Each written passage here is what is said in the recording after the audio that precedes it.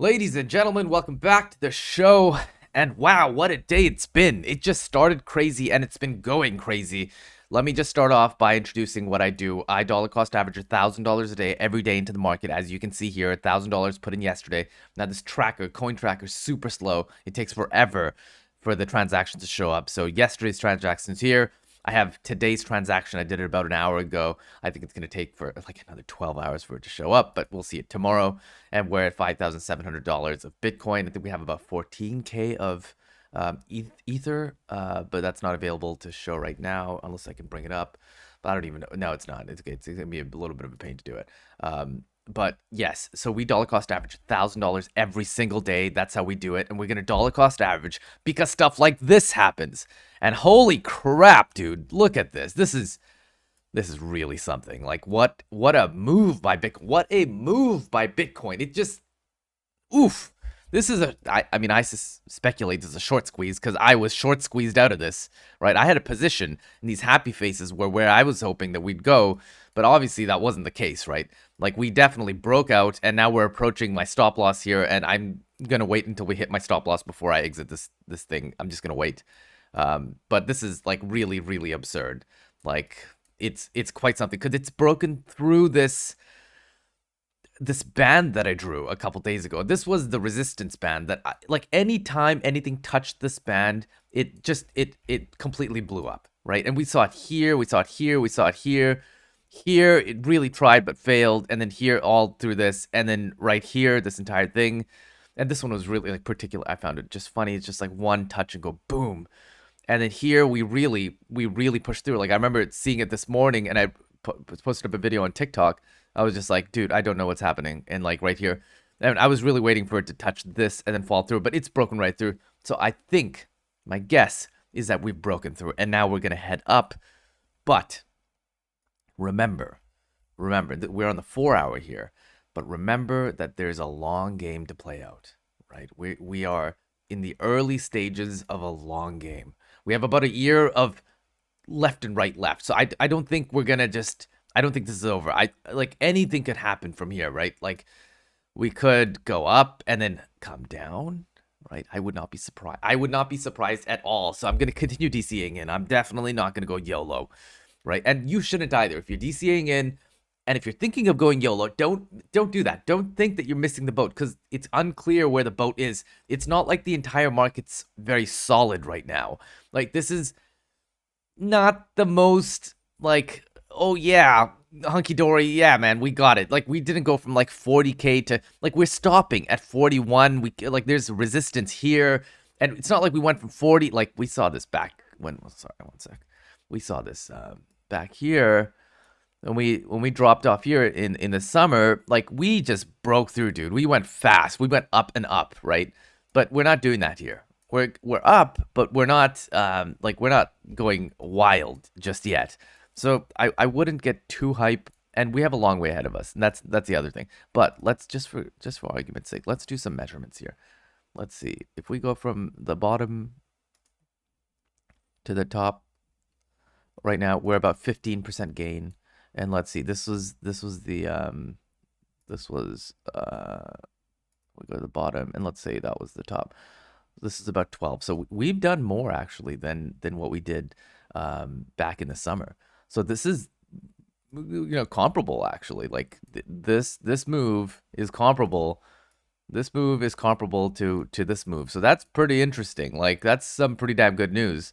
And I wonder now what the next move is. Of course, nobody knows. Like we could be coming down, we could be going up, but this looks pretty good. So like, I guess our argument that this 33 or 32 or whatever it was the bottom is probably accurate.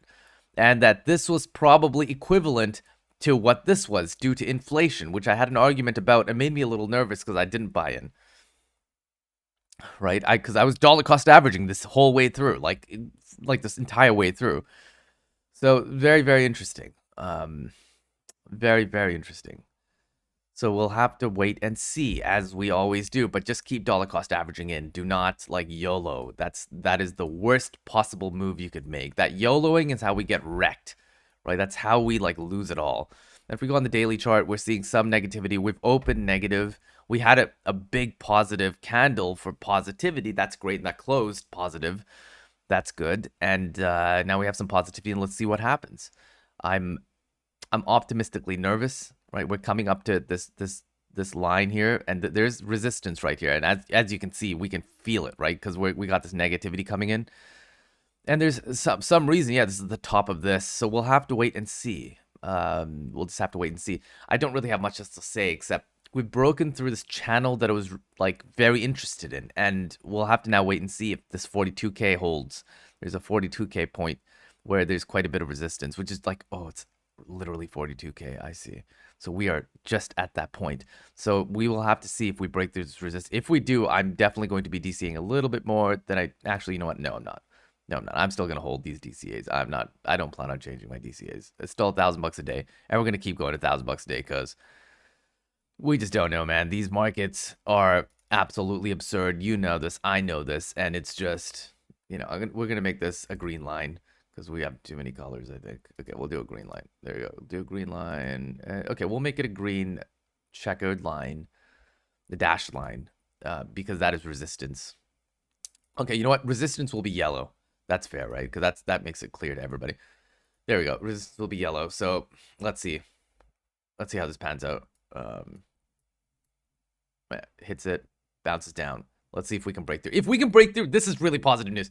If we can't break through, dude, we are, I mean, I would think we're going back down. I hate making these predictions because obviously, you know, it's a little, you know, it's not very clear. But look at this. If we look at the RSI, I wanted to show this up. This is the relative strength index.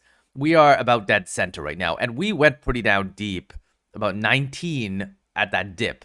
So very interesting, right? Like, this is on the daily. So that's pretty damn good news. As in, we're not oversold or anything. Though on the 4-hour chart, we are oversold, but I don't really rely on the 4-hour. It's not that reliable to me. Like, you don't want to look at these smaller metrics, right? And on the larger scale, like, we went down. We hit about 37, but we didn't go into, like, actually sold off, which is anything below 30. Like, which is below that dotted line, that dashed line. But right now we're about 43, which is great, reasonable. But we'll have to wait and see to, you know, see what actually happens. So we have 2 green positive charts. Good news, but not enough. We need to break through this, and then there's a long way ahead. I'm not gonna panic yet. I mean, you know what? I'm not gonna panic no matter what. And the reason I'm not gonna panic is we just don't know. We know Bitcoin's absolutely haywire, right? It does what it wants to do when it wants to do it. And, you know, you should kind of just take a deep breath, do some yoga, do some meditation. Yeah, right. And you're right. I do both of those things. And just take it nice and easy. Those are the charts. We'll review this tomorrow. We'll see what happens. I'm really excited to see what happens, though. Like, this it's really entertaining to see, like, the drama, right? All of it play out. Like, we don't know what's going to happen, and what's going to happen next is always wild. And it's always interesting. It's just, like, the greatest show. Now, if we check the volume, let's see how much volume we got there. Did we get a whole bunch of volume? Because that's a good indicator if we did get a lot of... Oh, no. Come on, man. Give me the volume. Where's this? Indicator. Volume. Net volume. No. Volume. There we go. Okay, we did not get a lot of volume on that pump.